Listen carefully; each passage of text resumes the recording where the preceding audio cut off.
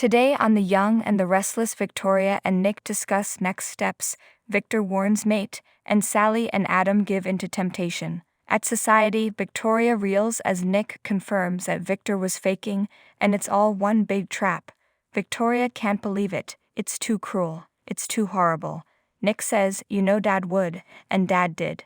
Victoria questions, whose loyalty is he testing? They've all been worried sick about him. Nick was shocked too.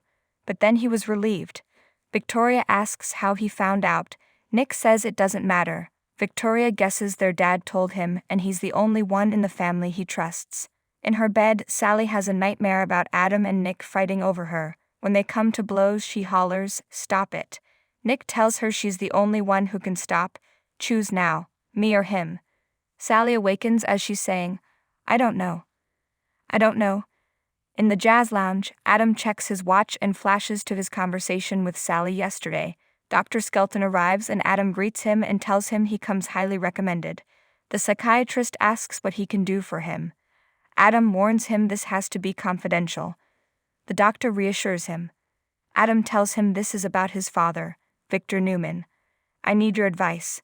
I think he's exhibiting signs of dementia." The doctor can't make any kind of diagnosis without a face-to-face with his father. Adam just wants guidance and fills Skelton in on Victor's recent memory lapses.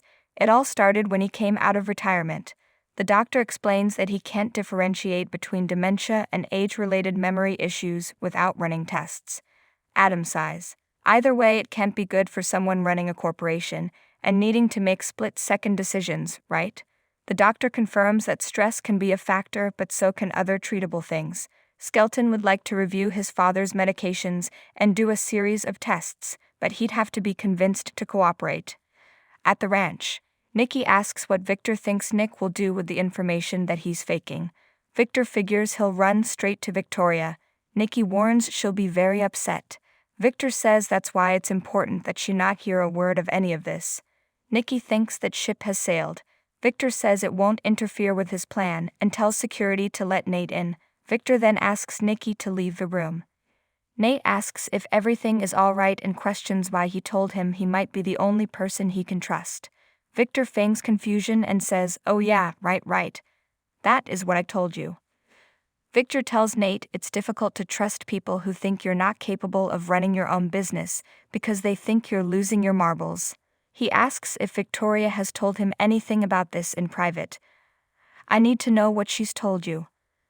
A final goodbye to one of Israel's heroes. At Society, Nick tells Victoria about the doodle that led him to confront their father, who then came clean. "He wanted me to figure this out. I'm guessing to recruit me as an ally." Victoria guesses she's right that Nick's the only one he trusts. Adam and I are right in the middle of it. Nick replies, "Don't forget about Nate." Victoria then learns that their mother knows and has been keeping it from her. In her suite, Sally sits down to sketch, but can't stop thinking about Adam. She flashes to when they first got together and then recalls Nick telling her he has fallen in love with her. Getting up, Sally grabs her purse and heads out the door. In Society, Nick tells Victoria that keeping Dad's secret has been eating away at their mother. Victoria can't believe her father would think she would use his diminished mental capacity against him. That would be Adam's MO, not mine. Nick says Victor is convinced someone is set to betray him. He wouldn't be surprised if there was a threat. Victoria says, "Our brother." Nick replies, "And Nate." Victoria won't go there. Nick says there might be good reason. Victoria asks if he's suggesting they go along with this plan. Nick feels if they do, Adam may weasel his way right into their dad's trap. It would make this whole thing worth it. All they have to do is let Adam be Adam. Victoria agonizes over how to handle this. She asks if Nate is on their father's list of possible traitors. At the ranch, Nate admits Victoria has shared some concerns. She's scared something terrible might be happening with him. He hates the idea of betraying her trust and assures she wouldn't use a mental lapse against him. Her concern only comes from love. You do know that, right? Victor wants to believe that and hopes that's the case with all of his children. Nate asks, "What about Nick?"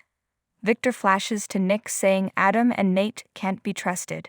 He tells Nate he has to tell him something in confidence, and no one can know about the conversation they're having now.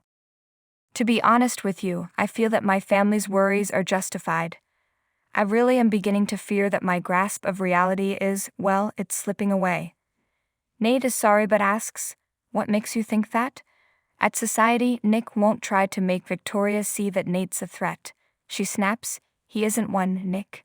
Nick confirms that Victor mentioned Nate's name as a target. Victoria thinks they should go along with the plan so that Adam will fail. She suggests he not tell him that he told her everything. Nick nods. We'll escort Adam right into Dad's trap. Victoria says they'll finally be rid of him. In the jazz lounge, the doctor warns Adam against ambushing his father. Adam says he appreciates that. He loves his father and he is scared for him. He wants to do whatever he can to help him. I'll be in touch with you when I know more. They shake hands. As the doctor leaves, Sally arrives. She spots Adam and turns away, but he calls her name. Sally reluctantly joins him. Adam notices she seems frazzled and she insists she's fine. He offers her a drink, but she thinks it was a mistake to come down there. She heads back up the stairs and Adam follows. At society, Nick warns Victoria that their father's plan may not work on Adam. I was talking to him earlier. Adam actually thinks we should all join forces so we can get Dad the help he needs. He actually seems as worried as they are. Victoria scoffs that he'll stab him in the back and twist the knife. If this plot gets rid of him once and for all, then God bless Dad for thinking of it. As Victoria admits how scared she was and Nick takes her hand, Nikki walks in. At the ranch, Victor explains to Nate that he didn't remember Adam's baby dying. He's really scared that he's losing his memory. Nate suggests he see a medical professional before jumping to conclusions. Victor goes on about how much this bothers him. He knew Nate would be understanding. He's a doctor. A damn good doctor. He reminds him that no one can know about what they've discussed.